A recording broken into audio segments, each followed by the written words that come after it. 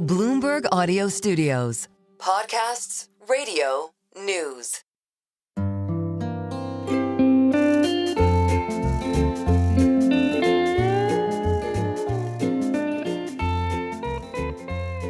Hello and welcome to another episode of the Odd Lots podcast. I'm Joe Weisenthal. And I'm Tracy Alloway.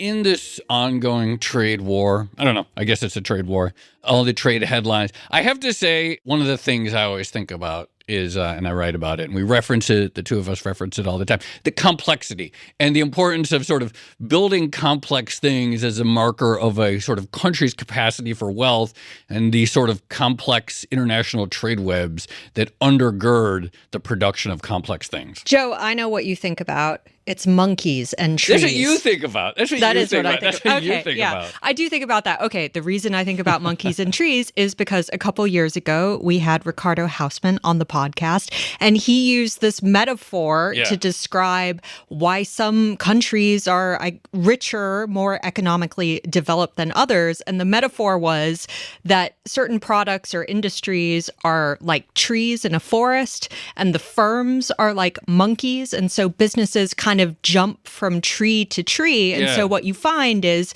if a country gets good at one particular product, then the business, the monkey, will jump to the next tree, the next adjacent product, and use that experience to build out their offerings. And so you tend to see, the more complex economies, the bigger forests, the more monkeys swinging from trees are indicative of greater advancement and more wealth. Right. And this is how you can have a country that at one point specialized in rubber becoming a major player in cell phones, or a economy that at one point made T-shirts, which require some level of coordination of supply chains from the thread and the electricity to power the looms, suddenly become much more advanced in any number of things. Anyway, I think that's a very powerful idea. But when I think about, the idea that, okay, now there's this trade barrier between the U.S. and Canada, for example, and we have these complex webs of supply chains in which goods cross the border multiple times.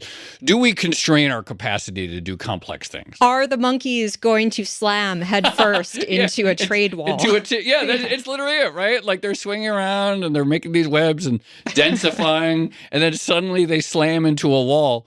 In a very real way, what does it mean for American wealth if America sort of like constrains this ecology of trade? I think it's a very valid question. Well, I'm very excited. Back on the podcast, we're going to be speaking with Ricardo Hausmann, professor at the Harvard Kennedy School and the founding director of the Harvard Growth Lab. So, Professor Hausmann, thank you so much for coming back on Odd Lots. Thank you for having me. I'm really happy to be back. It does not seem like, if we're thinking from the complexity framework, right, if we're going to start like putting up nets, maybe it's nets. If we're going to start putting up nets in the forest between the trees from place, it does seem harder for the monkeys to swing. Well, the way I think about the problem is that the complexity that you were talking about in the introduction is really the amount of knowledge that you have to put together in order to be able to do things. And the question is a little bit, how mobile is that knowledge? How easy it is for you to get to that knowledge. And that knowledge takes, if you want, three forms. It takes the form of embodied knowledge in tools and materials. So when you buy a cookbook, it says, if you want to make an omelet, it says, take eggs, take milk, take this, take that. It doesn't tell you how to make eggs. It doesn't tell you how to make milk. You just buy the eggs, and you disregard all the technologies that go into making chickens and to making eggs and to feeding the chickens. And so you disregard all of that. You just buy the eggs, right? And all the knowledge that was embedded in it, it's just in the egg. So embodied knowledge is one form of knowledge, and trade is one way to get it, right? Codified knowledge is the knowledge that exists in recipes, formulas, algorithms, do files. You just need to have the code and follow the instructions if you want. And then the third form of knowledge is know-how and brains. And the problem with knowledge is that there's very little knowledge that fits in a brain. So if you want to run a company, you need a lot of knowledge. You need knowledge about accounting, about finance, about human resource management, about procurement, about production, about branding, about marketing, about taxes, about contracts. So you need a lot of knowledge. And to bring that knowledge together, you need a team of people that you need to put together. And complexity comes from the breadth of the team that you have to put together. Yeah. Now, the more you can kind of codify stuff, then you don't need to put the brains together because it's all in the code. And that's one of the things that we may talk about artificial intelligence. It makes things in some sense simpler because the knowledge is in the machine. You no longer need a brain to do it. Now, what these trade barriers are doing is that they are preventing you from, say, buying the eggs, right? So that now you need to know how to do the eggs yourself. So in some sense, it's making things harder to do. As Larry Summers has pointed out, there are about 60 times more jobs using steel than jobs making steel. So, you protect steel, you're making it easier for all those guys that were going to make omelets by making now the eggs harder to get. And that's going to come at a detriment. You're going to get maybe more jobs in steelmaking in the US, and you're going to make all the people who use steel have more trouble competing in the domestic market with their products and more trouble selling their products abroad because now they're buying more expensive eggs, more expensive steel in this metaphor. So in some sense, yes, what you're saying is that trade barriers are going to make the ability to put things together harder in the US. It's going to incentivize some of the things that are being protected, but it's going to create difficulties for everybody who uses those things to make other things. Is there a way to design tariffs or other protectionist trade measures in such a way that you would preserve knowledge and I guess preserve access to some of the components you need to build out more complex industries? I mean, an interesting question is, what is the case for intervening in the market? Why would you need a policy? Mm-hmm. And then the second question is, would tariffs be your instrument? Okay, so I would say that economic theory gives you at least three good reasons to intervene in a market that might justify something you might want to call industrial policy. And then the question is tariffs the right industrial policy?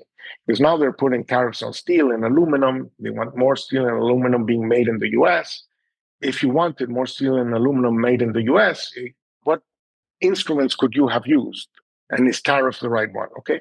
So first, there is the argument that in order to make something, you have to know how to make it. It's hard to make things you don't know how to make. And typically when you start something, you're not particularly good at it, but maybe over time you become better at it. There are some learning curves, and you want to get into those learning curves. And that's a compelling reason maybe to intervene in a relatively new industry where you haven't yet to figure things out, say maybe like solar panels or batteries or something that's relatively new that you still have yet to figure out. You wouldn't do it for a mature industry like electric gas turbines because they've optimized that to death and mm-hmm. there's no significant breakthroughs for decades now. So steel would not be the obvious thing that would come to mind, right? It's a 19th century technology. It's an industry that's quite mature, etc. But you might have, national security reasons to protect it or something, but definitely not learning curves. By the way, those learning curves, if they are like inside the company, if it's something that the company is learning and the company owns, markets have been super happy to fund that. I mean, markets have funded Amazon for decades while the company was losing money because they were saying, no, the company is figuring out how to sell stuff on the internet. Eventually, when they do figure it out, they will have access to a humongous market. And that's going to be super valuable. So markets supported, negative cash flows in Amazon for a very long time. So you have to argue that these learning curves somehow spill over into the value chain, spill over into more complicated things to coordinate, and that's why you need some kind of action. Sometimes the reason why industries get into trouble is that you have chicken and egg problems, that the supplier is not there because you are not there, and you're not there because the supplier is not there. So there's a good equilibrium in which both you and your suppliers are there, and there's a bad equilibrium in which neither of you is there. So how do you go from the bad equilibrium where none is there to the good equilibrium where both are there? And that's a problem that we know how to solve. In each one of these cases, tariffs may not be the right instrument. So, for example, if you wanted the supplier and you to be there, well, maybe the government comes and says, I'm going to give a supplier the guarantee that you're going to buy from them. And I'm going to give you a guarantee that the supplier is going to be there to sell you. So you install your plant, he installs his plant, and the guarantee expires worthless. So the government can coordinate on the good equilibrium, essentially spending no money and taxing nobody. A set of guarantees would do the trick. If you want the firm to learn, one thing is to have these temporary, what they call infant protection. And the term in the literature is infant industry protection.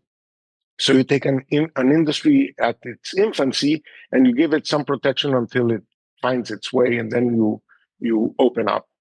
An alternative to that is you subsidize their capital investment, or you guarantee their demand, maybe government procurement or something else, or you give it a special tax treatment.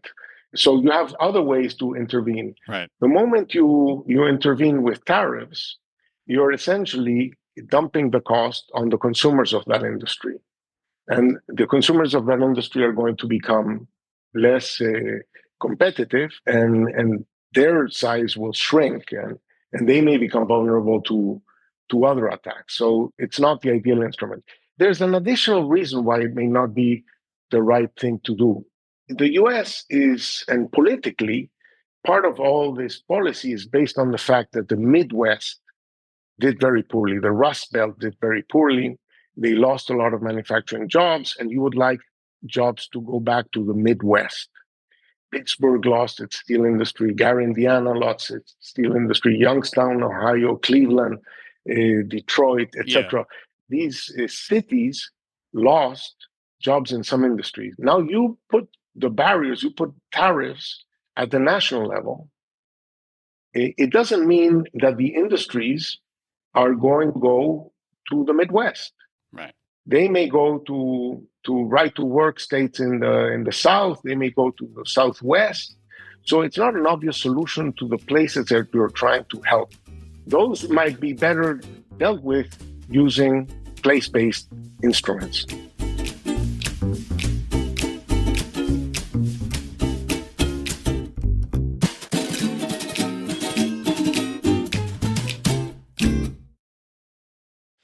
I really like this idea of physical products as embedded knowledge, so that if I'm making some recipe that calls for eggs, that the eggs that I buy are the end result of all the knowledge of the farmers. I don't have to have that knowledge myself. It makes it a simpler process. I was reading a speech recently. Ellen Young, this speech was given, I think, in 1928. He was the former president of the London School of Economics, and he said, "It is generally agreed that Adam Smith, when he suggested the division of labor leads to inventions because workmen engaged in specialized routine operations come to see better ways of accomplishing the same results, missed the main point. The important thing, of course, is that with the division of labor, a group of complex processes is transformed into a succession of simpler processes. So therefore, making something with eggs is simpler because someone else is doing the simple job of making, of growing eggs. I'm making the simple job of maybe making an omelet or something. Something becomes a succession of simpler jobs. But the question I have is, does that mean that sort of like sheer market size, as measured by even by things like population, et cetera, become important in these questions? Because if we're going to make complex things, doesn't that on some level require, either through our population or our friends' population, a decent number of people who can then do all of these individually simple tasks?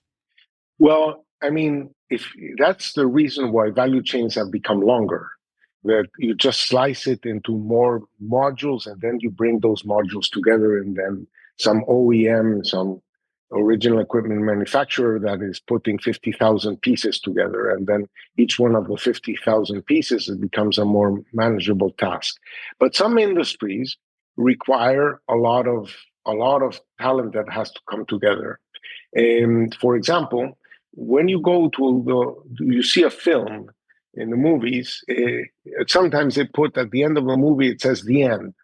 But it's a misnomer, because after they put the end, they start showing you the credits. And the credits go on for minutes and minutes. There's the casting, there's the sound effects, there's the visual effects, there's editing, director of photography. So you need a whole massive team of people that are involved in that movie making industry. Well, an industry that requires this deep pool of differentiated talent tends to locate only in very large cities, say like Los Angeles or New York. That's the only place where you could put together all that necessary talent that is required. So industries that require a more diverse pool of talent tend to locate themselves in bigger cities. And the ones that are kind of simpler, lower complexity, they can afford to locate in a smaller city, because in that smaller city, they could probably find the more limited diversity of skills that they need. Now, one of the things that is a feature of the American economy over the last 20 years is that the industries that tend to locate in large cities have done dramatically better than the industries that tend to locate in smaller cities. The industries that tend to locate in smaller cities, they tend to demand more land and not that diverse a labor force. So they're not willing to pay the high prices of land of big cities. So they can buy more land, and they don't rely so much on this diverse labor force. But the industries that require a deep, diverse pool of talent, they are willing to pay the higher price of land in larger cities, because they don't use that much land. So what I would put it to you is that part of the drama of the US is the fact that there's been this shift in demand in favor of the things that happen to be done in bigger cities. And by the way, let me make a very important point. We just saw the elections in Poland. And the elections in Poland meant that, the president that won that election is a more Trump-like figure. Okay, and in fact, his party, PIS, got elected more or less 10 years or 11 years before Trump. So there was already kind of like a Trumpian motivation behind the election of that party. They were upset about trade and globalization and Europe and so on. Now, the interesting thing about Poland is that Poland is at the exact opposite experience of the US in terms of trade. Poland has seen rising market share across the board in all industries, in agriculture, in manufacturing, in cars, in machinery, in textiles. They have made out like bandits. Trade has exploded positively in Poland. But the thing that has exploded in Poland has benefited these larger urban areas and has hurt the smaller, less metropolitan parts of the country, and that has generated a political backlash.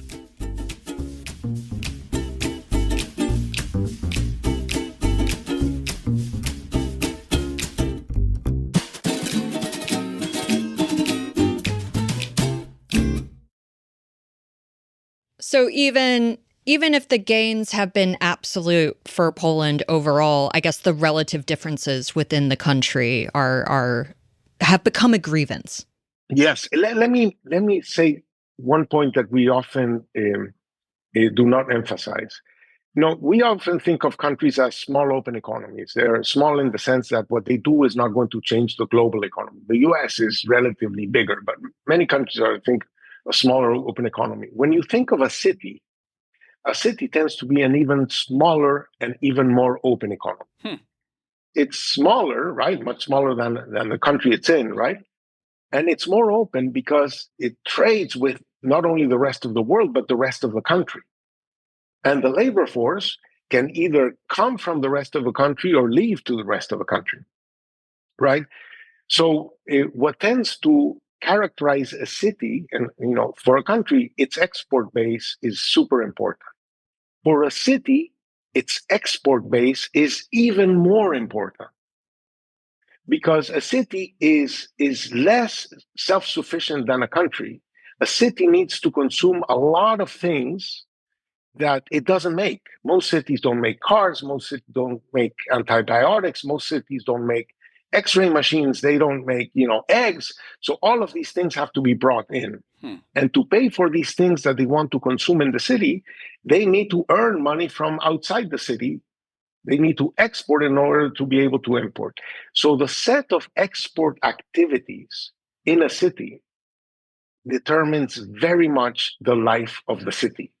If those export activities in the city get into trouble, then it's not just that those jobs in those export industries are lost, but those workers used to, go to the barber, go to the grocer, go to the dentist. So all those jobs in all of these local services also get lost and get this multiplier local effect. And people start leaving the city. The moment people start leaving the city, their housing prices go down.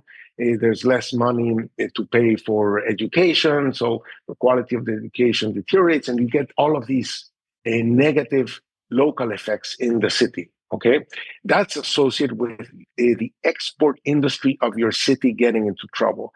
So what I'm saying is that the shift in demand has hurt cities, the kinds of industries that tend to locate in smaller cities, the kind of industries that need less of a deep pool of talent and more land. And the car industry is a good example.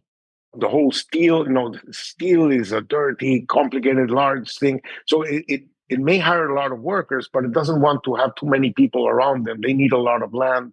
So they're not going to go to Los Angeles. They're going to go to a place where they can acquire a lot of land to put their big plant.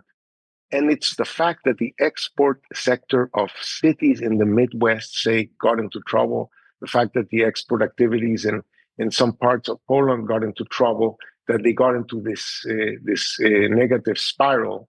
As people left because they had better opportunities in maybe other parts of the country in larger cities, they leave behind a deteriorating economic and social situation.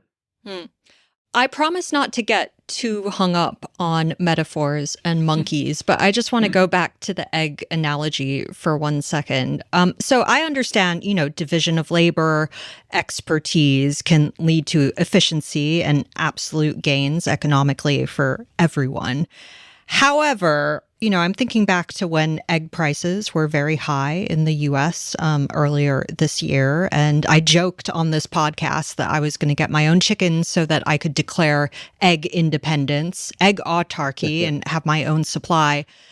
Are there not arguments, for certain things that you would want to have the capacity to build those components at home in order to enable you to build more complex items? Well, no. You would want to make sure that you have a diversified source of supply so that if there's a problem in Brazil, you can buy from somewhere else, right? So this whole thing about food security, that some countries say, we need to have food security, so we need to produce food in our country at 3 times the international price. Well, I mean, that's not food security. That's exacerbated risk. Because your country can be hit by a drought, by a storm, by etc. Many things that could destroy your food production. So you're going to face much less risk if you have a diversified source of materials. And that's one reason why you would want to have good trading relationships with many countries, because that way, if you get in trouble, you can buy from somewhere else. So no, in general, this idea that if the price of wheat worldwide goes up, that's a reason for you to have your own wheat production. That doesn't follow at all. Your wheat production might subject you to even more risks than a diversified source of wheat from across the world. It's a different thing if you're talking militarily, right? Yeah, I was going to say, what about something like I want to build semiconductors domestically because I think they're a very important part of our defense strategy? Well, I can perfectly understand that you have an incredible concentration of semiconductors in Taiwan. And it's very easy to imagine a situation where you no longer have access to those semiconductors. So in that case, I can see the case that would justify things like the CHIPS Act, not necessarily things like tariffs on chips, right? Because tariffs on chips would make all industries that use chips less competitive, etc. In creating an encouragement for, and by the way, convincing TSMC, the Taiwan Semiconductor Manufacturing Company, which is the best foundry in the world, to come and see if they can figure out how to make it in Arizona. And by the way, it's very interesting, and it shows you the importance of knowledge and know-how, that sometimes it's very, very difficult for the same firm that supposedly the firm knows how to do something. Say Boeing knows how to make airplanes in Seattle. Well, guess what? Making airplanes in South Carolina, making Boeing airplanes in South Carolina proved to be much harder than making airplanes in Seattle. Mm-hmm. And transporting the knowledge was a big headache. And right now, TSMC is facing serious challenges in transporting the knowledge to Arizona. So if you put the accent on moving the knowledge, things look a little bit different than just a discussion about tariffs. Yeah, supposedly the yields on the Arizona fabs are quite impressive, and they're starting to gather momentum. Of course, your point is taken. But actually, this does raise some questions. I mean, you talked about, okay, the importance of diversity of your supply chain. To my mind, actually, when I hear that, I think, okay, there's something legitimate about like the anxiety about China specifically, because what's happening in manufactured goods is that it's not a globally diverse supply chain. It's becoming in many areas a China-only supply chain. That China's lead in this, that its network effects, that its internal, whatever, is becoming so concentrated in one country for such a big range of goods that at least from a non-China perspective, it feels like from a risk management standpoint, et cetera, that there probably is a very good imperative to put forth effort towards not necessarily having an American production capacity, but a non-China production capacity. Well, we went through a Japan scare in the 1980s, right? And what ended up happening in Japan is that Japan kept on progressing and becoming good at everything to a point that wages in Japan went up a lot. And Japan started to move their industries outside, the phenomenon that was called the flying geese, right? And so Toyota started to make cars in Thailand and put things in Korea and so on and so forth. And then they went into poor states like Vietnam or Indonesia. So what you have is that the more advanced manufacturing or the more advanced parts of the value chain, like R&D, design, etc., are retained in headquarters, and you move the more labor intensive, the less skill intensive, the less complex parts, the more standardized parts, you move to locations that pay lower wages. And everybody's better off because for those locations, it's a step up. For you, it's a way to save on labor costs that you cannot afford in your country because you want to pay your workers very, very well. And you can afford to do that because you have plenty of jobs for them in the more complex part of the value chain. You don't need to hire them in the less complex part of the value chain. So there is a world in which this is a process. China is getting richer. A lot of the things that are being done in China, by the way, initially they were done in the coast, and so now the coast has become too expensive. They're moving to elsewhere in the country and to elsewhere in the region. And now there's more production in Vietnam. There's more production even in Cambodia. There's more production in poor other countries simply because the Chinese worker is now too expensive. So there's a world in which this is just part of just a repetition of what happened in Japan. But let me make an important point. When a production is happening elsewhere, it might be happening in a country. A good question is, where does the knowledge that they're using come from? Because what is happening in the world today is that the rich countries are becoming more and more concentrated in producing knowledge. And then, in order to monetize that knowledge, they need to put brick and mortar things that they prefer to put them in other parts of the world. So Japan, for example, has come up with a lot of innovations and a lot of R&D and a lot of patents. But the way they monetize their patents is not by hiring Japanese workers that, Japanese labor force is declining and so on, and they're at full employment anyway. They monetize their knowledge by deploying that knowledge elsewhere with foreign direct investments and so on.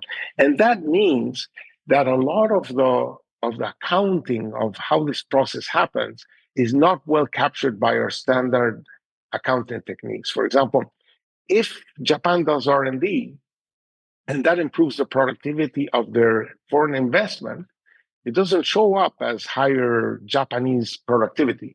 It is increasing productivity, but not in Japan, in the places where Japan has its plants. And the same is happening in the US. If you think of the Magnificent Seven, the Magnificent Seven, for example, Google, when Google sort of like displaces all the small newspapers of the world, because all advertising revenue is moving online, and Google is capturing a good chunk of that. That doesn't count as a US export because it's some subsidiary that Google put in I don't know, in South Africa or wherever, that is collecting that revenue. And that revenue, you could count it as a US export, but it's not being counted as a US export. It turns into US market cap. Exactly. It turns into the US market cap. But US market cap is very poorly captured by balance of payment statistics. So, for example, if you start in the year 2000, from 2000 to the present, according to official statistics, the US borrowed $16 trillion from the rest of the world. It ran a cumulative current account deficit of $16 trillion. You'd say, gee, you borrow $16 trillion. Well, how much are you paying for those $16 trillion? Let's say 4%. No, so 4% would be $640 billion in interest payments, right, on the debt you borrowed. Now, if you look at the U.S. balance of payments, the primary income, essentially the U.S. doesn't look like a country that has an external debt. They're essentially paying zero. They borrowed $16 trillion, which is, say, 60% of GDP, and they're essentially not paying anything for it. So you would say, well, if I can borrow 60% of GDP for free, I would do that. No? Well, in some sense, that's what the US has done. The way I would like to describe it is the US didn't just borrow $16 trillion. It borrowed more like $32 trillion.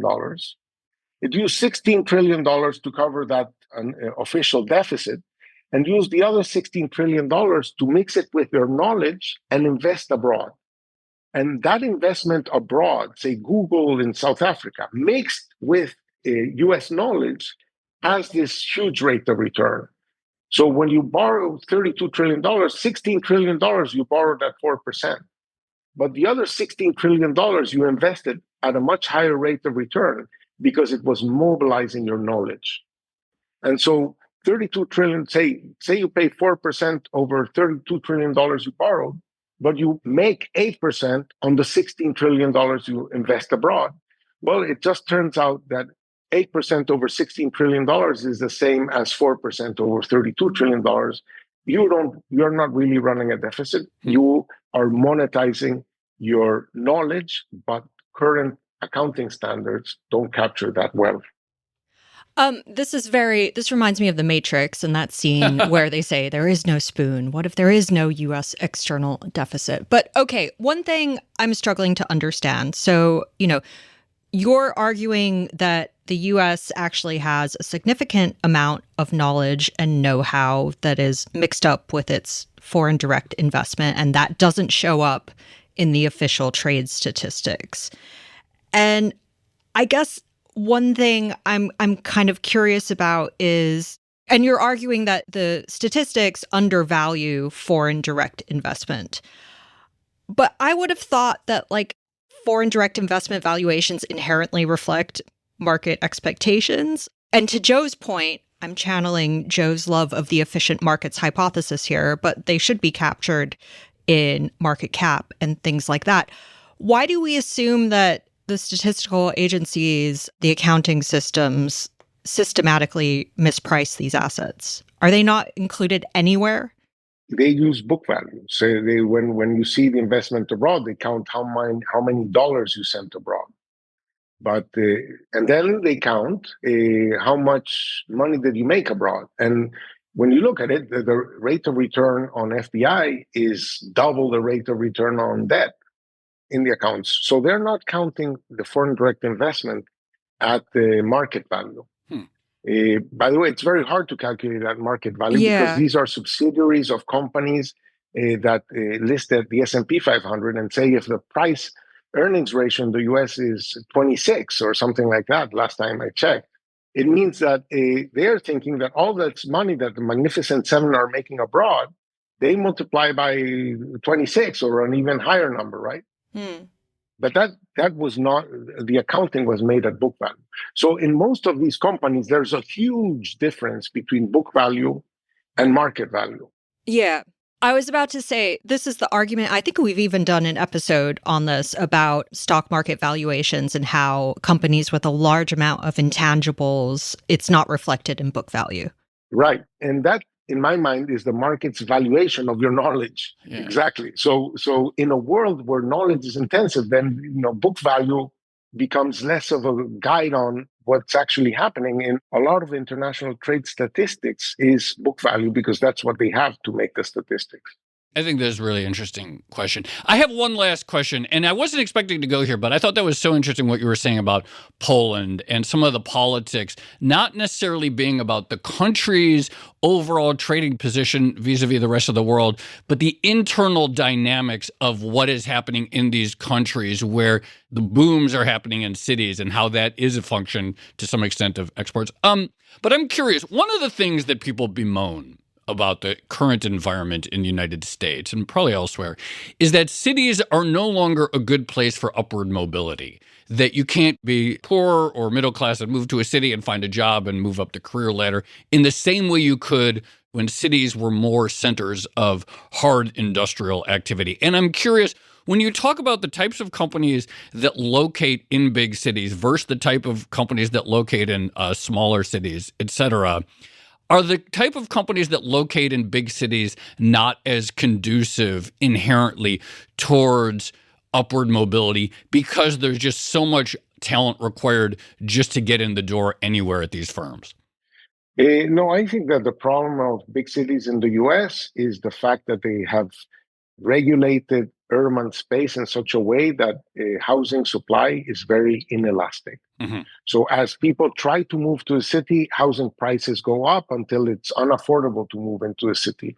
That if cities had a more elastic supply of housing, a more elastic supply of urban space, this dynamic would help generate more opportunities in those cities and would help maybe raise the price of labor in the cities where people are leaving, because now they become scarcer and people would be willing to pay more for them. So that's why you're seeing so much growth in cities like Boise, Idaho, or Salt Lake City, or cities in Texas, vis-a-vis cities in California that have an incredibly inelastic supply of housing. So I would put there that, on a more inclusive policy involves urban development that allows for that inclusion to happen. Ricardo Hausmann, so great chatting with you. Always extremely thought-provocative. Always takes us down avenues that I don't expect. Really appreciate you coming back on Odd Lots. Yeah, that was great. Thank you, Ricardo. Thank you for having me.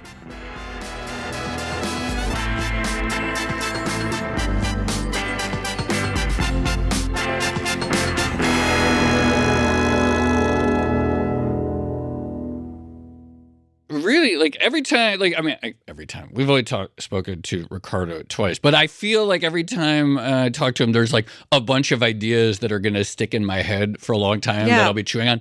In this one, it's this idea that official trade statistics don't capture the fact that market value of this trade, and which you can see in the stock market trading in the United States, is much higher than what just sort of like what is captured in the activity. I'm really intrigued by this idea. On board with that idea, but I kind of wonder how far you can stretch it. And like, can you stretch it all the way to, oh, actually, the US doesn't have an external deficit? Or could you stretch it all the way to the idea that like, okay, well, China needs to like worry about accruing liabilities from importing US expertise? Like, yeah, I don't know. What we need is a debate between Ricardo and Brad Setzer on this, because one of the dimensions, like one of the counter arguments to some of this stuff would be that there are actual flows because the entity that might be set up in South Africa by a U.S. multinational might pay licensing fees back to the home country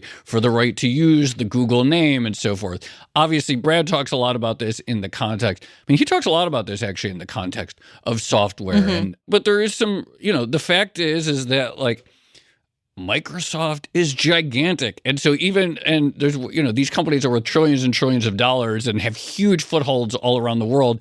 And whether they're accruing value to America in a way that doesn't show up strictly in trade statistics strikes me as an important load to continue to mine. Well, that's the other thing I was going to say, which is you see this debate in markets quite a lot. And the difficulty in analyzing intangibles is it's hard, right? Like, how do you put a price on things like brand value or soft power and stuff like that? And so you get these arguments over, okay, well, book value doesn't include intangibles, but maybe it should. But if it should, then how do you avoid the problem of overinflating because you think that this brand value is really good and it's difficult to actually measure? Also, it doesn't matter what our trade statistics say if we can't make things critical for national security. Like, to your point, whatever, you say, oh, we don't really run any sort of trade issues, except if you don't actually have the physical capacity to make important things that are necessary for having a sovereign nation, then it kind of doesn't matter. Right. You could run surplus and it wouldn't matter. I reject the idea that I need to have a diversified supply chain of eggs. I'm going full on egg autarky. But here's the thing, Tracy. Like, you could do egg autarky, but God forbid, like, some wolves get in there. Like, you do still have the option of going to the grocery store, right? So, like, even if it's like... But see, then I just need a diversified supply of new chickens. It's like that Pulp song about the Greek girl with the thirst for knowledge. It's like you'll never know what it's like because you always have the option to go to the grocery stores. It's like you can't actually replicate true autarky knowing in your head that you have that backup. Yeah, that's option. True. That's a good point. Yeah, that was a good one, wasn't it? That was very good. Okay.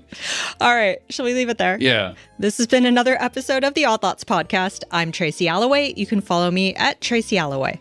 And I'm Joe Weisenthal. You can follow me at The Stalwart. Follow our producers, Carmen Rodriguez at Carmen Armin, Dashiell Bennett at Dashbot, and Cale Brooks at Cale Brooks.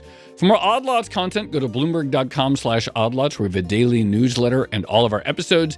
And you can chat about all of these topics 24/7 in our Discord, discord.gg/oddlots. And if you enjoy Odd Lots, if you like it when we talk about monkeys swinging from trees or egg autarky, then please leave us a positive review on your favorite podcast platform. And remember, if you are a Bloomberg subscriber, you can listen to all of our episodes absolutely ad-free. All you need to do is find the Bloomberg channel on Apple Podcasts and follow the instructions there. Thanks for listening.